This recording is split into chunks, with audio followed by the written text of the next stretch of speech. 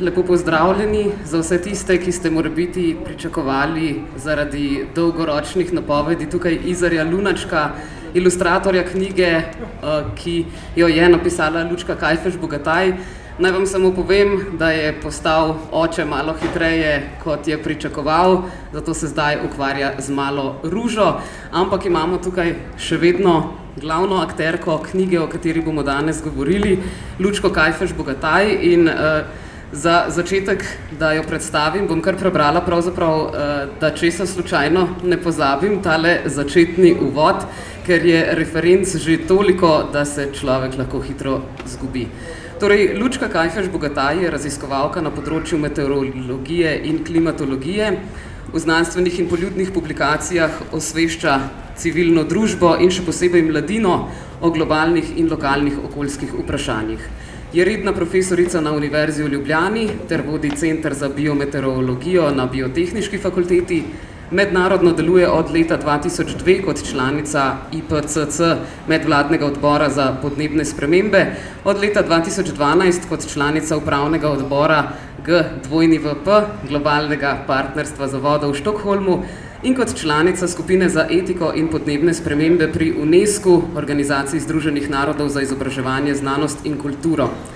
Njeno delo potrjuje številna priznanja, med drugim Nobelova nagrada za mir 2007, ki si jo številni klimatologi združeni v IPCC oziroma IPCC delili z Alom Gorom, medalja za znanstvene zasluge Univerze v mehiškem Veracruzu iz leta 2009, nagrada Prometej znanosti, častni doktorat Univerze na Primorskem, bruseljska uvrstitev med ženske, ki navdihujejo Evropo za leto 2012.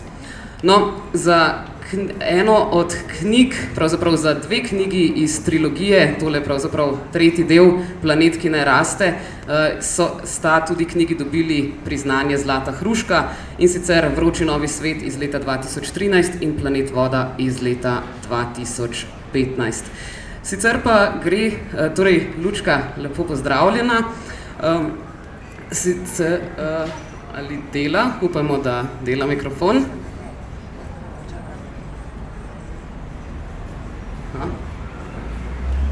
No.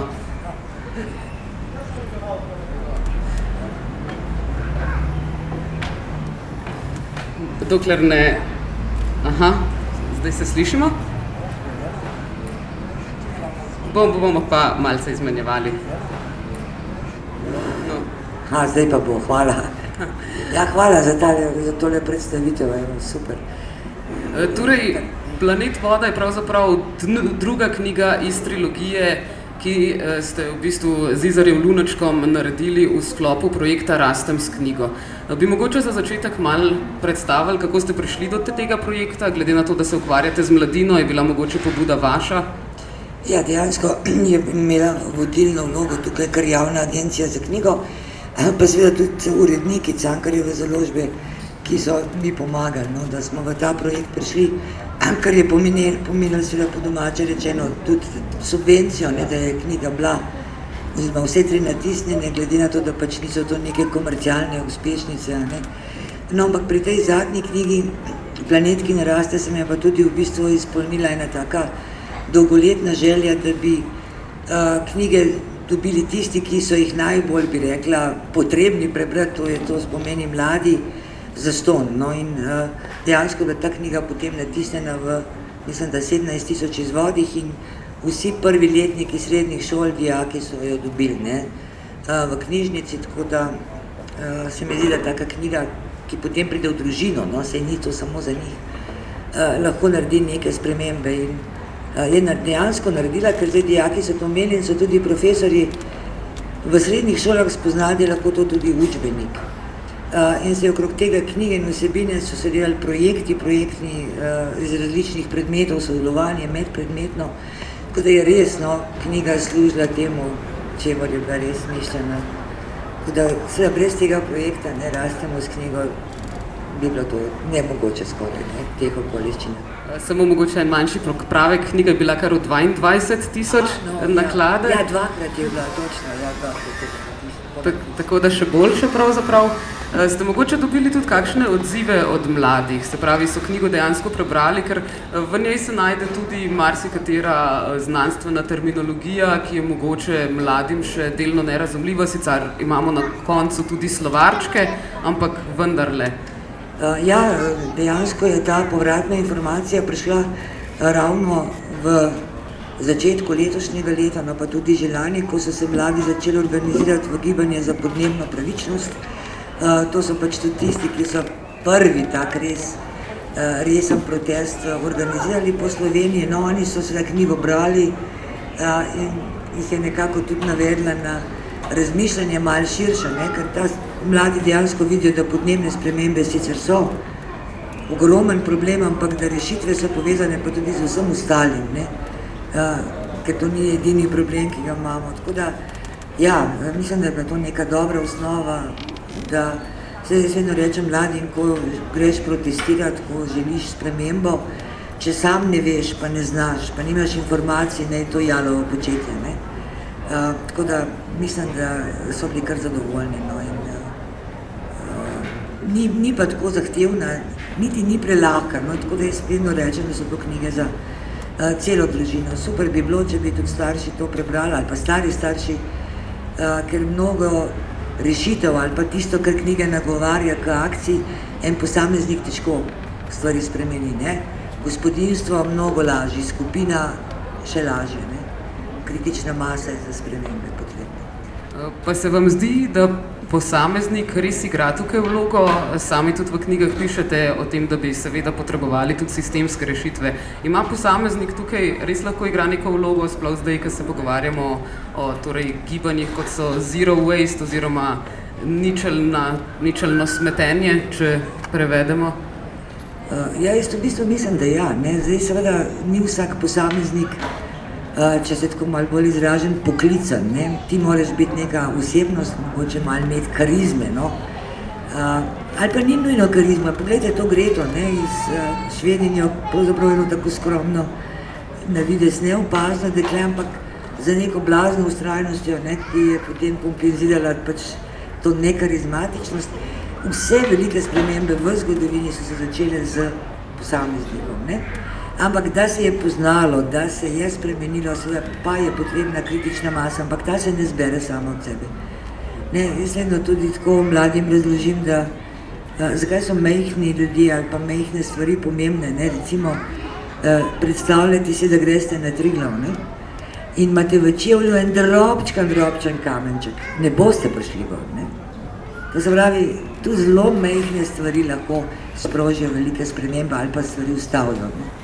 Tako da tle ostajam večni optimist, ne, pa res, da imamo pa mogoče male narode bolj po tem, po duhu, ne, in ravno mogoče Slovenija ni en tistih, nismo taki ljudje, da bi si upali, da bi stopili naprej, da bi, ne vem, začeli te spremembe. Se mi zdi, da mogoče je krivo to, no, da smo majhni, ali pa da si domišljamo, da smo majhni, ampak to je bolj, bi rekla, izgovor kot pa dejstvo. Je mogoče v sklopu tega tudi založba postopala, kaj ekološko, ste mogoče tiskali na recikliran papir? Ja, ta zadnja je bila tiskana, vendar stvari seveda so vedno v okviru nekega budžeta, ne, in izkaže se, da pravzaprav na recikliranem, narabljenem papirju tiskati dražje, kot če zbereš pravzaprav bolj neekološki papir. Kar lepo kaže, kako je pravzaprav svetovno gospodarstvo ali pa ekonomski sistem, kako narobe je zastavljen, ne. Mi subvencioniramo slabo, ne, in obdavčujemo dobro, namesto da bi bilo popolnoma obratno, ne. Mi recimo, če gledamo to, kar tudi se precej ne govori, no, pa bi se moralo, ne vem, kot davkoplačevalci, mi sponzoriramo velike porabnike energije, mi sponzoriramo TEŠ, ne, kot davkoplačevalci, potem pa zmanjka denarja za recimo neke pozitivne stvari ali pa male premike, ne. Nas pa nihče ne vpraša in pač ekonomski model, tako kot ta hip deluje, ni vzdržen, pa ne se še tako pobarvamo zeleno ali pa, in to ne samo na ravni Slovenije, ne, nazadnje zdaj v Nemčiji se zdi, da bodo skoraj zeleni prevzeli oblast ali pa da so blizu temu, ne, ampak tudi tam jedro, ne, zadeve, to se pravi ekonomski model neke večne rasti, še ni pred spremembo, ne, pa bi moral biti. No, zgleda pa povsod vendarle pri založbi niso prihranili denarja, vendarle ima knjiga tudi izjemne ilustracije Izarja Lunačka, ki so mladim mogoče blizu tudi zaradi tega, ker njegovi možički, ki niso resnični ljudje, ampak taki simpatični pošastki, so pravzaprav bili tudi že v Pionirskem listu oziroma v pisanem listu, v Pilu, so bili torej že njegovi bratranci so nastopali. Me zanima pa, kako pravzaprav je prišlo do odločitve, da se knjigo ilustrira. Torej, po eni strani je za mladinsko književnost precej običajno, da ima tudi ilustracije in pri tako zahtevni temi, kot je okolje, se zdi, kot da deluje nekako razbremenilno. Je imel Izar pri tem proste roke? Ja, povsem proste. No. Se ravno to je bila ta dilema, kako resne stvari vsem ljudem, ali pa mladim predvsem, približati na tak neusiljiv način. In Izarjeve karikature, jaz včasih rečem kar karikature, ne, so točen tak primer neklasičnega pristopa, nekaj tudi kakšne zelo lepe ilustracije, ne vem, tako kot so slikanice, mi imamo fantastične ilustratorje, sicer, ampak to k tej vsebini enostavno ne sodi, ne. Sodi pravzaprav je tudi eno tako sporočilo, da po eni strani, da stvari je treba imati tudi optimistično, mogoče celo z malo humorja ali pa malo ciničnega humorja. In kot rečeno, no, Izar je bil idealen, tako da zdaj skozi te 3 knjige, ne, se je to pokazalo za izvrstno sodelovanje. Torej ste ga sami našli ali vam je založba predlagala? Ne, gre za zdaj že upokojenega urednika Zdravka Dušo, ki je pravzaprav z vaših koncev tle doma. 2 dni nazaj je postal celo častni občan občine Tolmin, ker sem jaz pospremila z izjavo končno nagrado v pravo roko. A veste, on ima stvari v malem prstu in je znal tudi iz izkušenj povezati ljudi, ki se po njegovem bomo ujeli in da so to skupaj. Ne? Tako da je bila predvsem njegova ideja, ne? Zdravko Duša Podliček. Ja, z Zdravkom Duša je sicer Izar sodeloval tudi že pri biografiji Cerarja starejšega, ki je bila prav tako izdana pri Mladinski knjigi.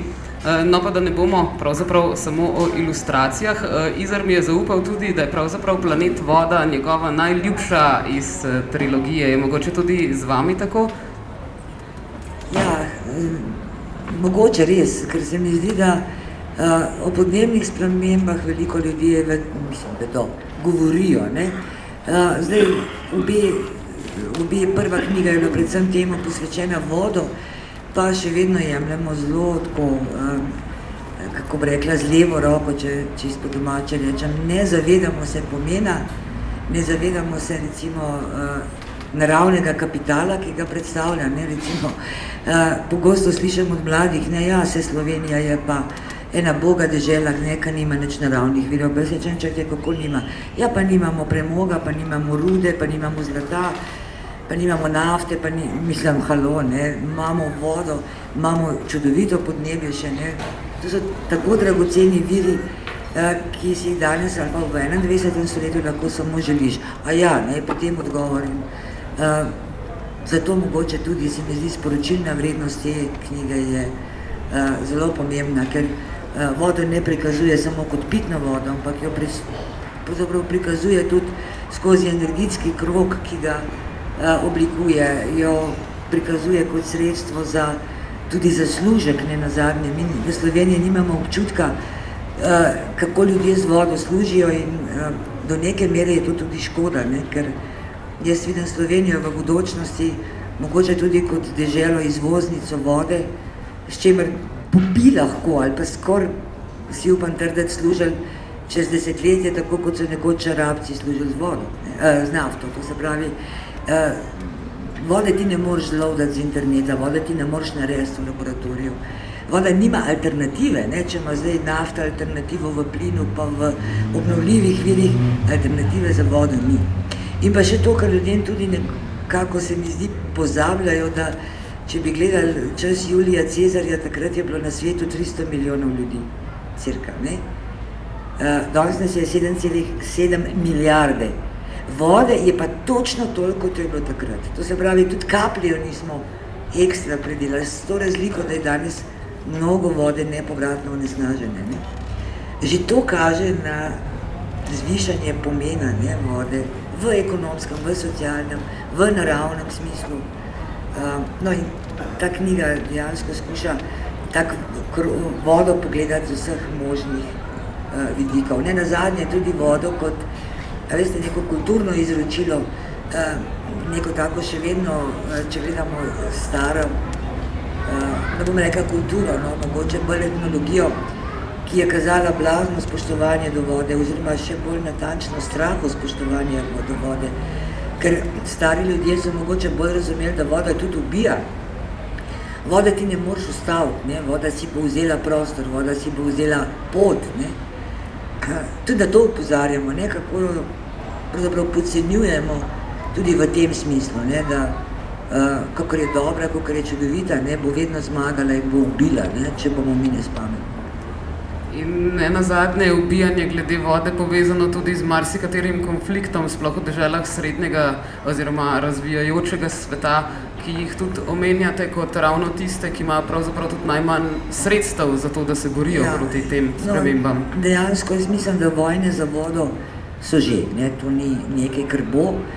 Lahko si jih pogledamo zelo od blizu, nenazadnje, veste, do Sirije gremo lahko peš, ne? Ali pa z avto pa jaz si v 2 dneh tam, ne. Skratka, Bližnji vzhod, ne, recimo kolega novinar dela Videmšek je za razliko od nas, ki sam po televiziji gledamo, tam bil. Je bil od Maroka do Pakistana, ne, in mi je zatrdil, je rekel, da večina konfliktov v tem svetu se je bodi si začela zaradi vodi, ali pa ima, ne, kot rečemo včasih, ne, ozadje v vodi.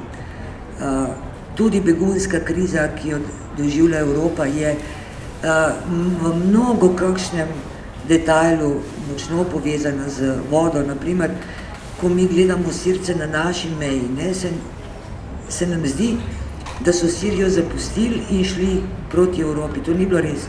Sirci so najprej zapustili kmetije, ker vode ni bilo. Tako imenovane megasuše so se začeli leta 2005. Megasuša je suša, ki kar traja, ne, jo ni konec.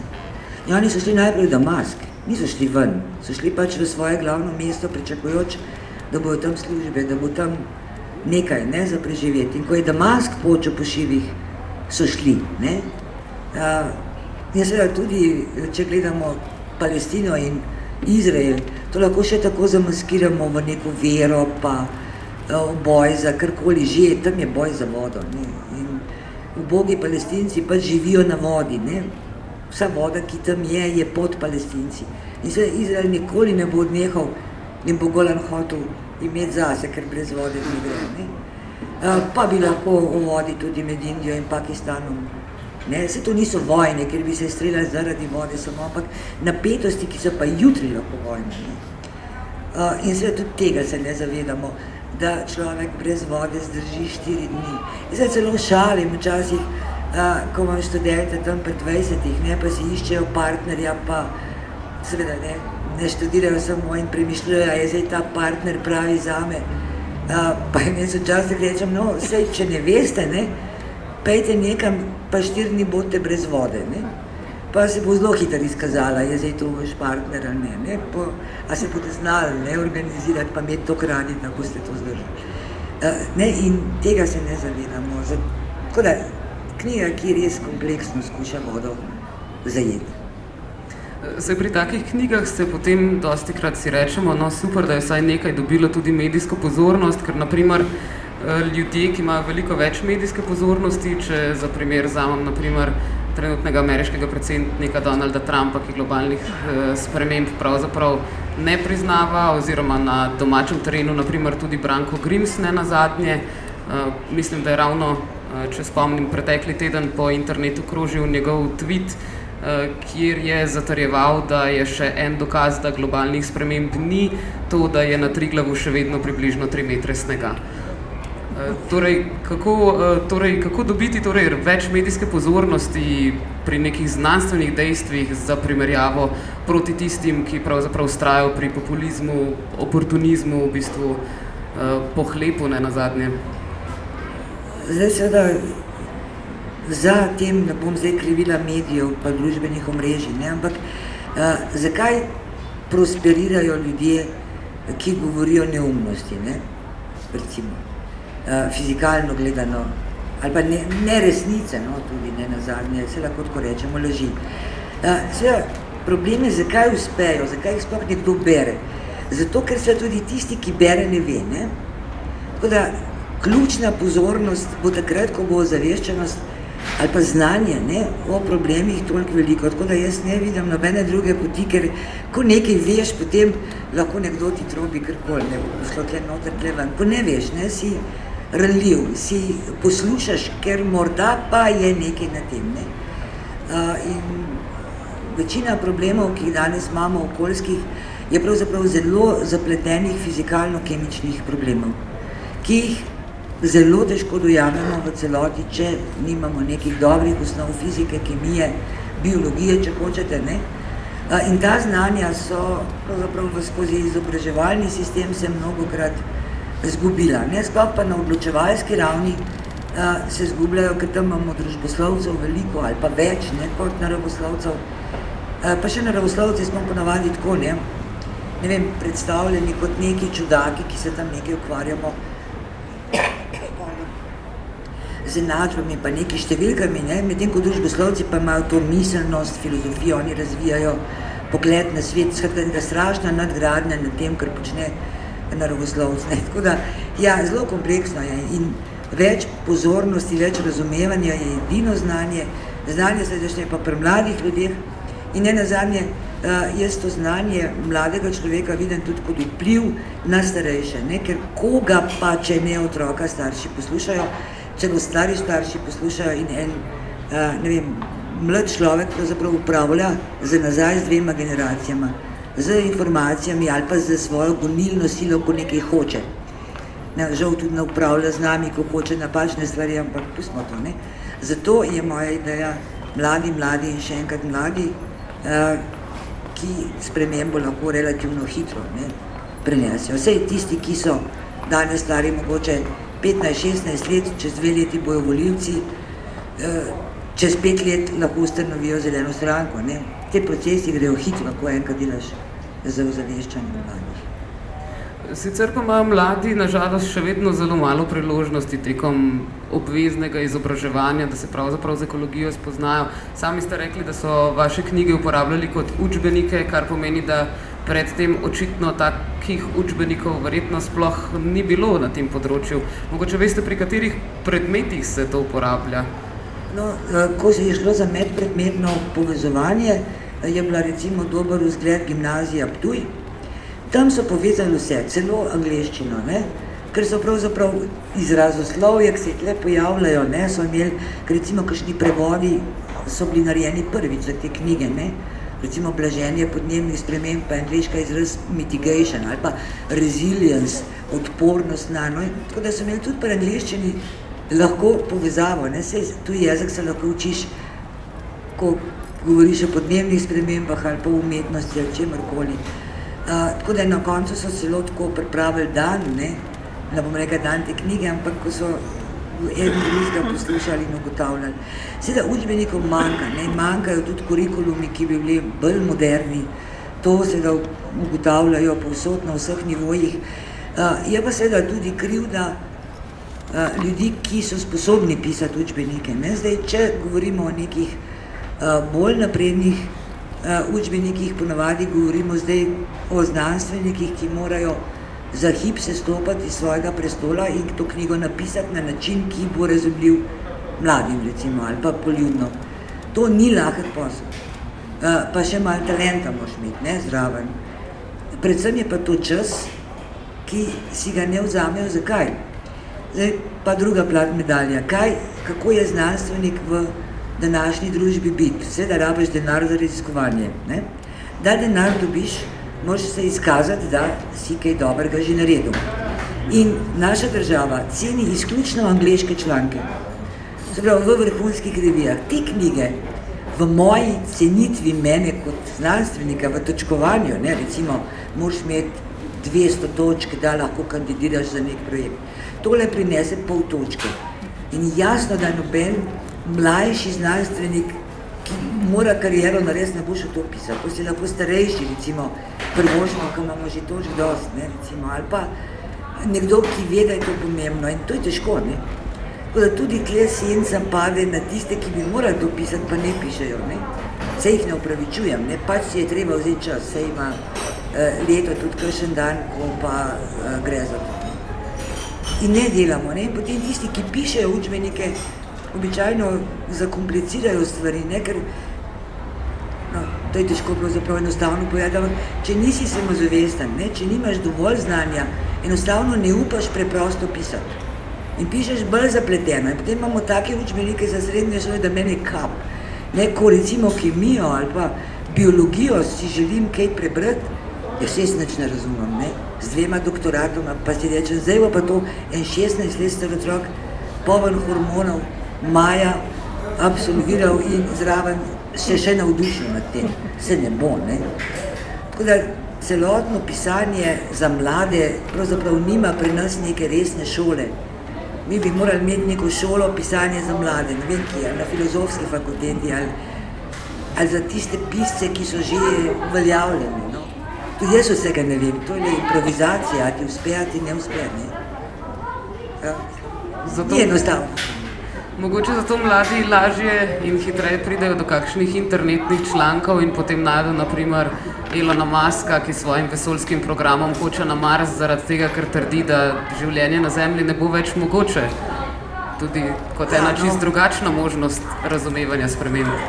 No, ta okoliščina je pa zdaj še na vse, kar sem že povedala, se dodala, da sedaj imamo dostop kjerkoli, kadarkoli do spleta, ki pa seveda ni urejen, ne. Splet postaja tudi včasih neka velika greznica. In pri naravoslovju brez znanja seveda je splet lahko po eni strani priložnost, ne, po drugi pa nevarnost. Jaz nikoli ne bom pozabila, ko sem jaz šla enkrat na internet tudi iskat, šlo je, ker sem morala nekaj hitro napisati za mlade, no in sem pač namesto, da bi svojo glavo delala, ne, šlo je pa za besedo monsun, ne. Ne, ni bilo za mlade, bilo je za slovensko enciklopedijo, ko smo gesla, meteorološka, tako. Ne. No, in sem rekla, bom pa jaz šla na splet pogledati, ne, kako so pa to na kratko napisali. No, in seveda sem vedela, kaj je monsun. In vam povem, za detko je bilo tako 400 slovenskih unih monsun, ne, po angleško pa milijon. In ko sem šla skozi slovenske, potem sistematično 90% popolnoma zgrešenih. Niso bile totalne laži, ne, da bi bilo čisto naravno, ampak v bistvu pa zelo, zelo naravno. Tako zdaj pa en mlad človek, ne, ki seveda je tudi si, tako kot mi, ne, za zadnji hip pripravil, da bo seminar naredil ali pa se učil za izpit ali domačo nalogo delati, karkoli in naleti na to. Zdaj jaz ne rečem, da bi cenzuro mogli imeti, ne, ampak jaz trdim, da bi v šolah in na univerzi pravzaprav del urnika ali pa del predavanj morali nameniti tudi vežbanju otrok, kaj je res in kaj ni res. Sprav, da gremo na splet skupaj, da skušamo najti tisto, kar že na prvi pogled se zdi sumljivo, da je nekaj lažno, ne? Da jih to naučimo, kaj je sploh res, kaj ni res. Ker če ne bojo to delali sami in se bojo zgubljali, ne? Skratka, varna raba interneta, predmet, ki bi moral biti po moje maturitetni predmet, čisto nič ne bi škodilo, ker s tem živijo, ne znajo pa upravljati.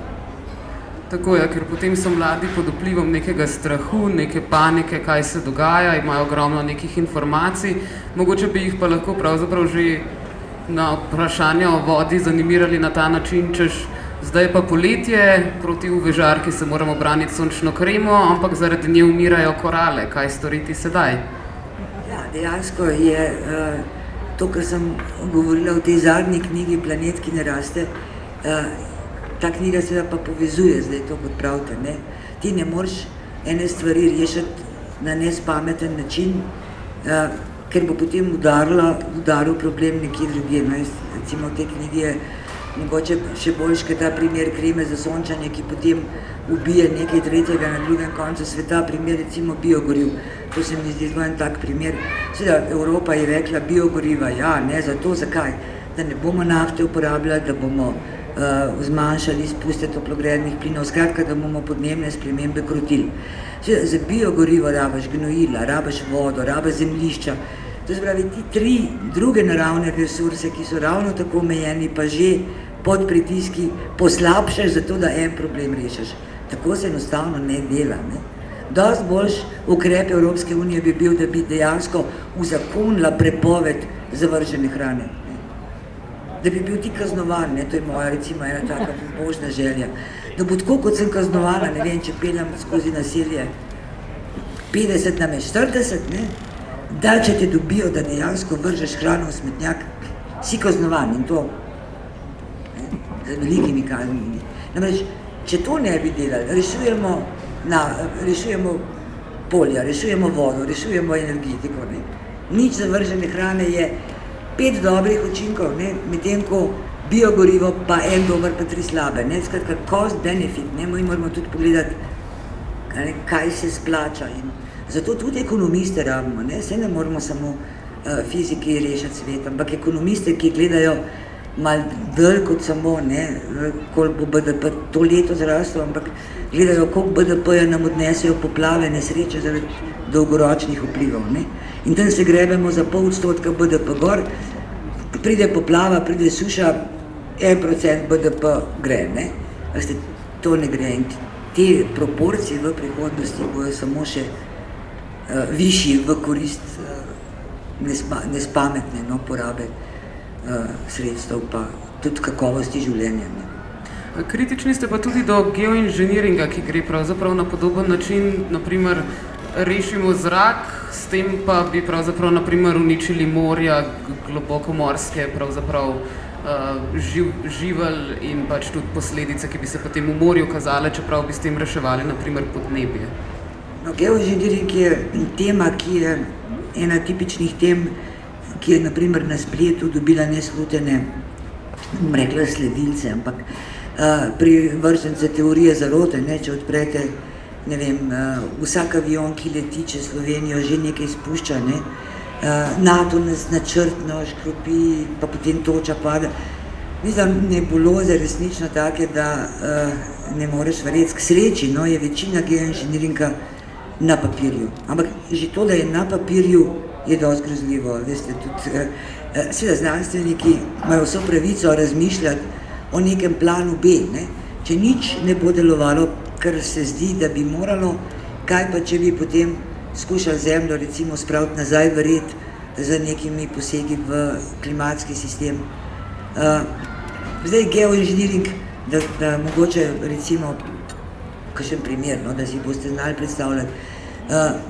Polovico idej gre za to, zdaj nam je vroče, Zemlja se greje, dajmo Zemljo ohladiti. Ne? In seveda Zemljo je najlažje ohladiti tako, da Soncu preprečiš, da v celoti ne pride do tal. To se pravi, kako Sonce nekako odbiti svetlobo ali pa sploh ne prepustiti skozi ozračje, se da na več načinov na papirju. Ne? Naprimer z nano ogledali, zelo majhnimi ogledali, ki bi jih recimo spustili v ozračje, ampak ne enega, ampak milijon. In se tako oblak teh ogledal bi lahko premikali in senčili Zemljo. Pa še druge ideje, vse recimo Rusi so imeli zelo preprosto idejo, da imamo vse onesnaženje zraka, ki nam zdaj itak hod narobe spraviti v ozračje, tako kot na Kitajskem. Ne? A veste, vse bo megleno, sonce ne bo prodiral, pa imamo 2 muhi ne ima. No, te ideje seveda so res tudi nemogoče pravzaprav uresničiti jih, so pa na papirju. Druge ideje, ki pa več pozornosti žanjejo, so pa tipa, spravili smo ogljikov dioksid v ozračje, skratka v zobno pasto smo stisnili iz tube, zdaj ga pa dajmo nazaj potegniti. To bi seveda idealno naredil gozd. Teoretično dajmo vsi se umakniti, posadimo gozd po celi Zemlji in res, v 20 letih bi ta gozd ogromno ogljikovega dioksida posesal ven. Ampak kje bomo živeli, kje bomo kmetovali, kje bomo imeli hiše, ne. Tako da ta pogozditi nazaj se zelo lepo sliši, ampak ni možno v celoti, ne. Seveda, zdaj so pa nadomestki tega. Zdaj, če ne bi gozd, bi pa kaj drugega. In recimo ena od takih na videz zelo obetajočih idej je bila, da bi plankton po morjih, ker morja imamo 70, opravljal to delo, ki ga opravlja gozd. Plankton bo ravno tako posesal CO2, ampak plankton je treba gnojiti, da bo to delal. Gnojiti ga je treba z železom, kar bi tudi šlo. Ne, železov prah je poceni.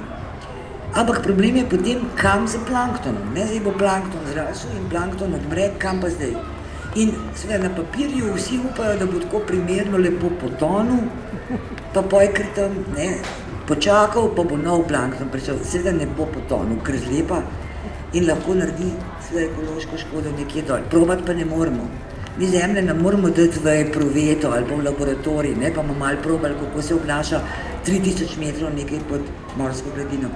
No, tisto, kar pa že plačujemo kot Evropejci, je pa seveda poskusi geoinženiringa, ki ni klasični geoinženiring in je pa ideja, da bi na dimniku, konkretno Teša, ne, Teš spusti vsako sekundo na milijone kil CO2-ja, na tem dimniku ta CO2 zajel, odstranili iz dima, ga utekočinili in nekam dal. Ne v zrak, ampak nekam drugam. To se da iz dimnika ven potegniti. To se da. Imamo 3 metode, super metode. Seveda izkoristek elektrarne pade potem na zdajšnjih, že zdaj ni velik, ne, na mogoče samo še 20%, ker to lovljenje rabe energijo. No, ampak glaven problem se začne pa potem, a veste, ko je rekel Aškerc, ojoj, kam bi del, ne? Zdaj to nasmejati nazaj, zdaj kam, ne? In seveda, ideja je nekam dol. Zdaj, če imaš globoko morje, tako kot imajo Norvežani, oni poskusno to utiskavajo res globoko v morje, kjer zaradi pritiskov, ne, bi ta CO2 res lahko bil pravijo 100 let. Medtem bomo pa že nekaj pogruntali, ne, ker pa bo prišel ven. Zdaj mi pa morja nimamo. In recimo termoelektrarna Teš je dobila lažno potrdilo ko je kandidirala za EBRD sredstva, je mogla biti ready, CCS ready, to se pravi, je mogla dokazati, da lahko tudi mi CO2 nekod spravljamo dol. No in je seveda potovalo v Bruselj potrdilo, da bomo ta CO2 spravljali od Maribora proti Lendavi v geološke sklade. Takrat, ko bo to, ne, boste pa videli mene, ki bom prva na ulici ali pa tako kot Greta pred parlamentom. Namreč mi imamo slane vodonosnike, ki bi teoretično lahko to držali, ampak CO2 jaz pod sabo nočem. Ker ta stvar pa dejansko lahko pride ven. Tako da, ja, ampak Evropa bi to rada, Evropa o tem govori, Evropa to že financira tesno in celo zdaj ta tiskovna agencija ima zdaj neko znanstveno pošto, ki jo dobimo znanstveniki vsak teden, kaj je novega. Točno prejšnji teden dobim ta norveški projekt, kako vtiskavajo noter v smislu, ne, to pa bi bilo nekaj. Tako da se pripravlja teren, ker očitno premog še ne bo, ne, tako hitro. Tako da ja, geoinženiring znanost da, praksa k sreči še ne, ampak ljudje kot Trump, kot Tusk za ogromno denarja lahko seveda si tudi.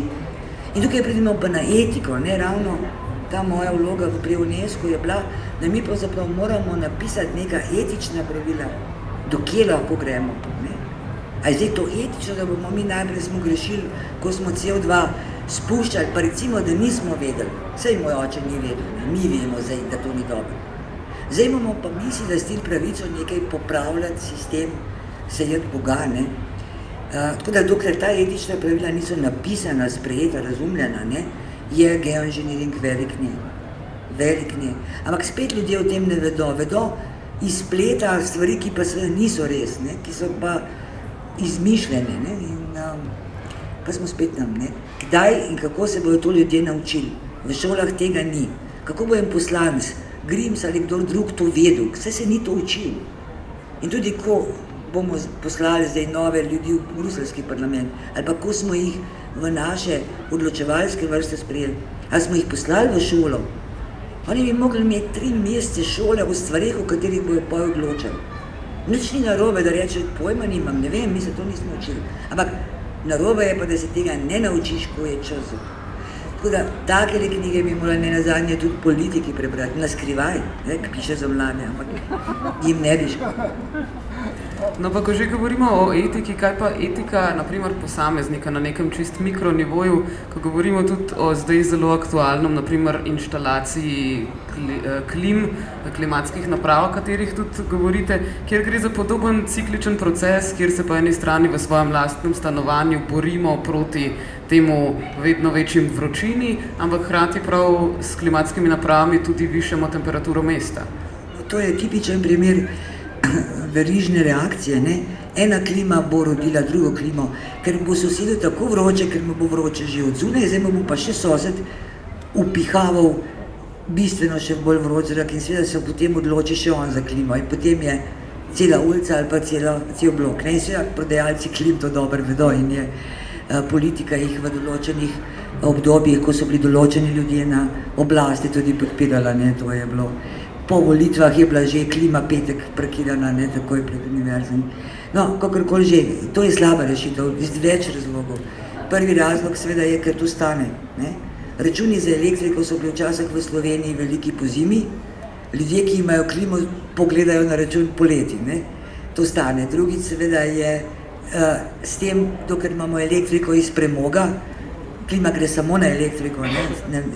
Pri klimi je tudi to problem. Mi kurimo lahko na les, na plin, na pelete, na že kaj, ne, hladimo se samo na elektriko in ta elektrika je iz premoga. To se pravi, si predstavljate, kaj počnemo, ne, v bistvu ciklamo sami sebe. Plus, klimatske naprave imajo še ta problem, če bi jo vsi Slovenci imeli, ne, rabimo še eno Krško, še eno nuklearko.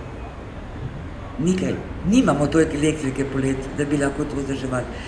In seveda, ker je vroče vsem naenkrat, Italijanom tudi, ne, sej, ki je tle vroče tudi tamle, ne, predstavljajo klimatske naprave tudi zelo veliko obremenitev za razpad elektrosistema.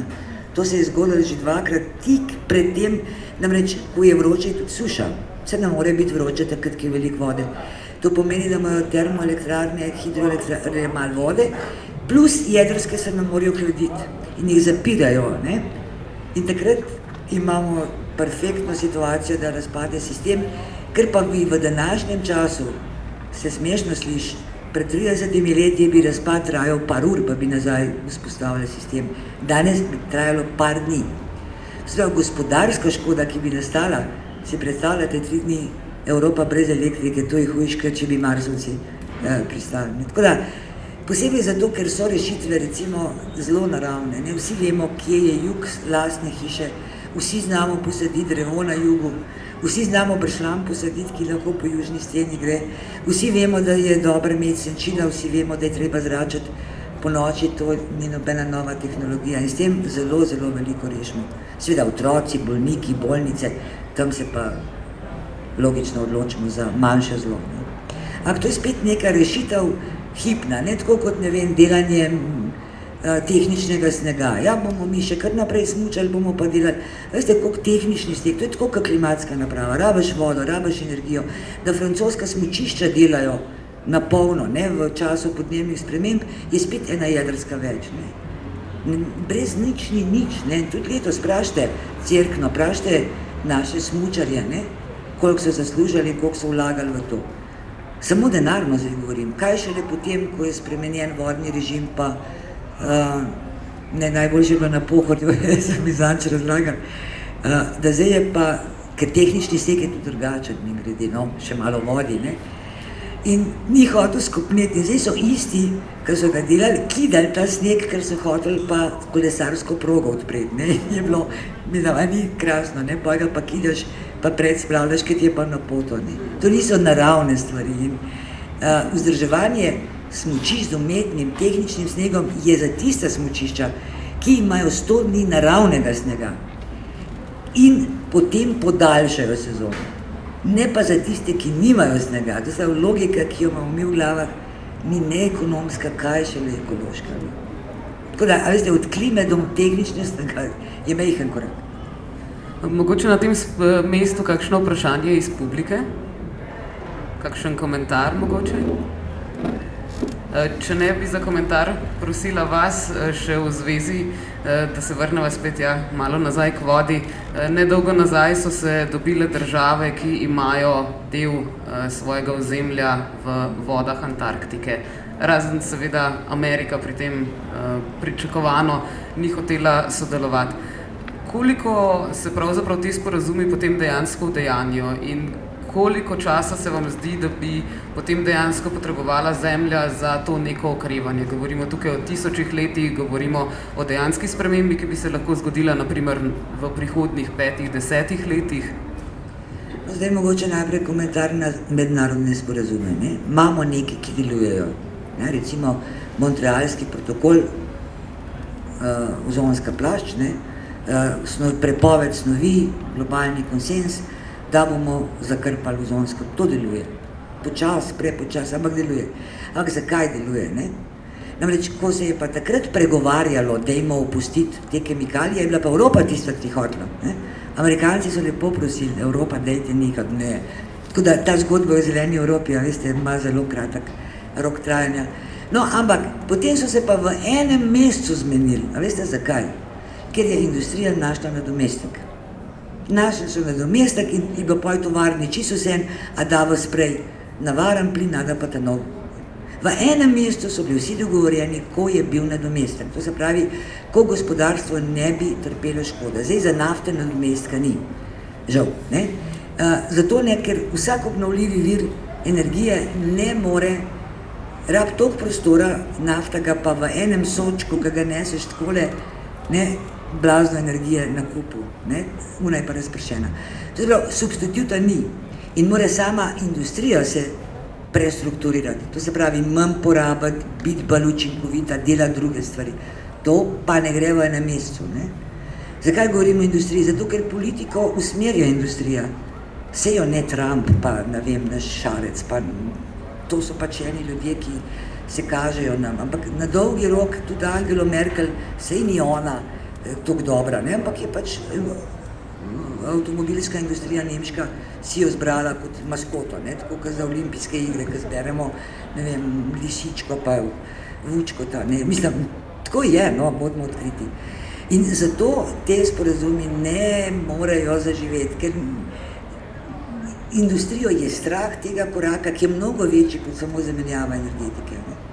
Je nek drug sistem proizvodnje in prodaje in še verjetno menjava ekonomskega modela. Tako da, aj Trump za, aj proti, a smo mi za, ne bo dosti spremenilo. Sem veliko govorila z bivšim komisarjem Potočnikom, ko je prihajal recimo z Brusla. On je bil en let za mano v gimnaziji, pa smo se, in on je bil mlajši, kot je bil komisar, to je še vedno untamal, zunaj paralelke.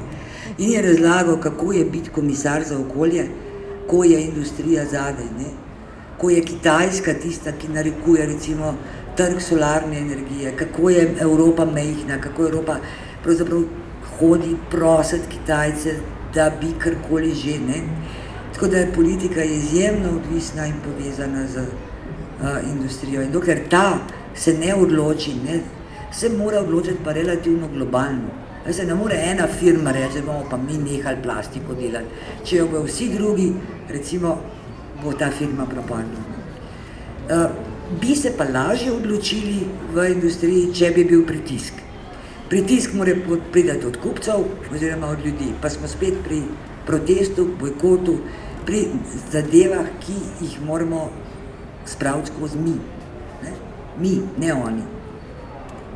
Se vam zdi, da je bil ta zadnji podnebni protest pravzaprav verjetno prvi v samostojni Republiki Sloveniji tudi uspešen, ali je šlo bolj za nekako ozaveščanje pred protestom, potem pa nekako po samem protestu pravzaprav vse nekako poniknilo, utihnilo? Ja, dejansko jaz sem takrat napisala en članek za Večer z naslovom Naj bo petek le začetek, ko je bil naslov, in tega bil je začetek, nadaljevanja na cestah ni. Je pa nadaljevanje v ozadju. Te mladi imajo posluh za stvar in recimo najbolj vesela sem bila, ko so me poklicali enkrat po protestu in priznali, da ne vedo dovolj. ne pridem jim predavati o določenih stvareh, ker ne vejo zdaj, kako stvari zapeljati. In to, da so ugotovili, da ne vedo, je najboljši pokazatelj, da mislijo resno, ne? Da poslušajo, ne? Da končno vidiš mlade, ki upijajo vsako besedo, ne pa umne, ne, ki čakajo, da boš zaključil. Ne? Je pa res, da kritična masa, pa smo spet tukaj, ne? Veste, mi moramo trge napolniti. Da se politik ustraši, mora biti 5000 ljudi. Ne? Odvisno v občini se že prej ustraši, če imaš majhen trg pred občino, ne, pa je poln. Ampak trg mora biti poln. To se pravi, v primeru Ljubljane je to 10 000, 5000, ne. Takrat bo resno vse presluhano.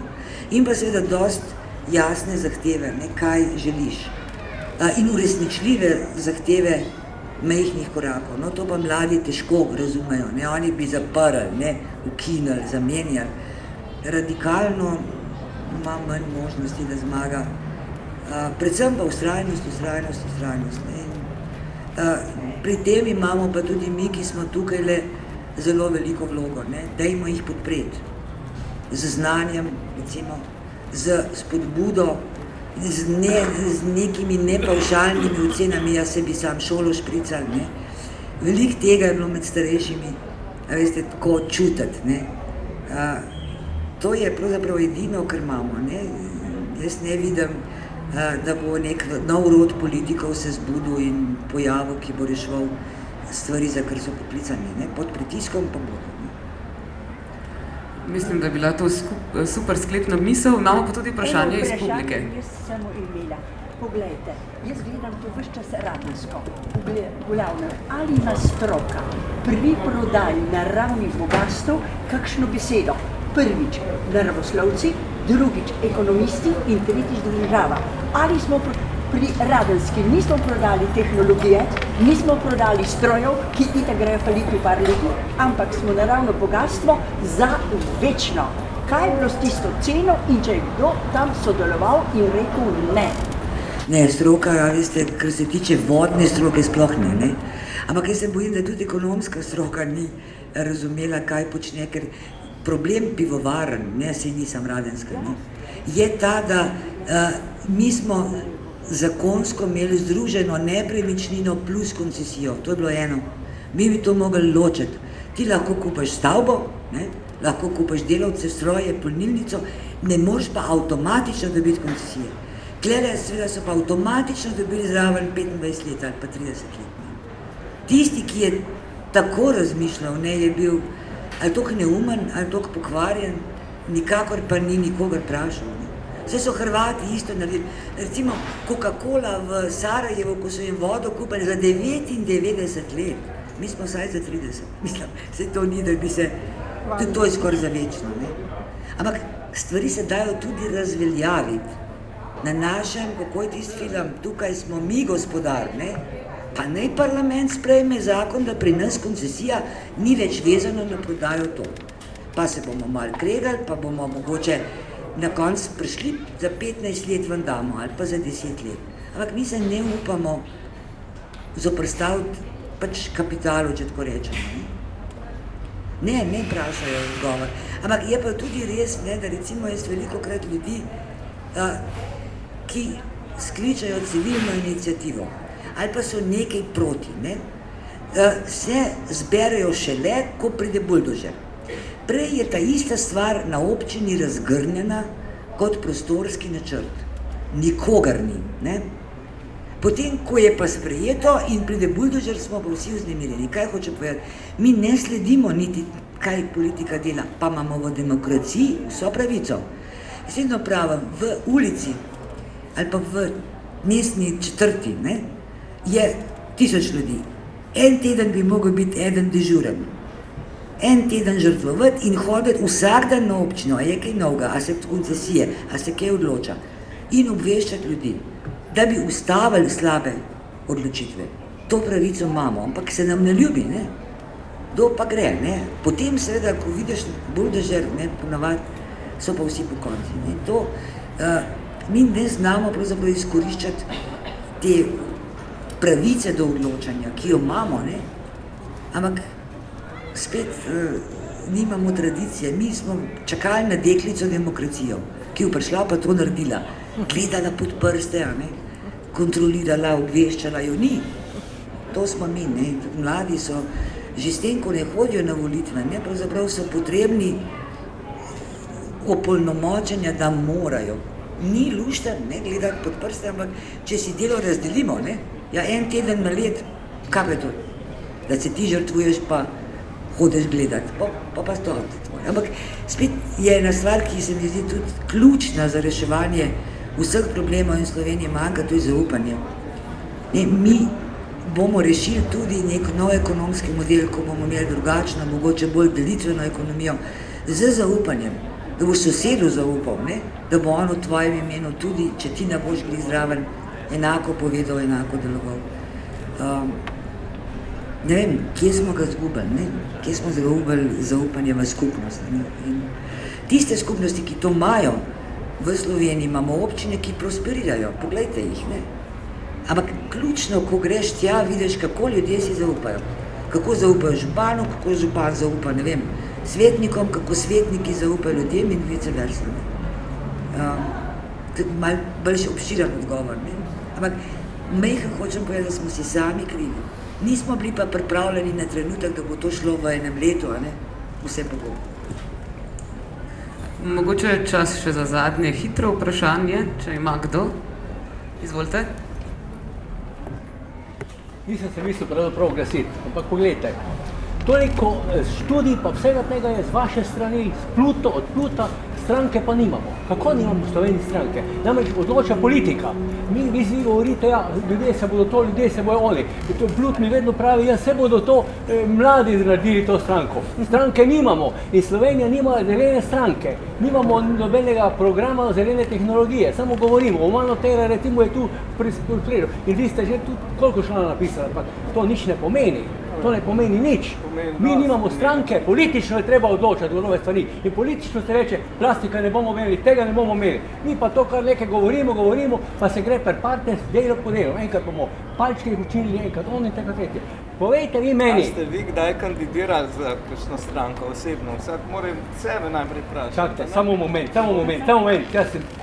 Jaz že vem, kaj govorim, ne? Ampak vi pa najbrž ne veste. Hoče, vprašanje imam. Resno vprašanje. Kdaj bo imela Slovenija pošteno zeleno stranko? Glejte, zelo preprost odgovor. Ko bojo ljudi začutili, da jih bojo volivci volili? Ker ljudje ustanavljajo stranke, za katere predvidevajo, da bojo dobili glasove.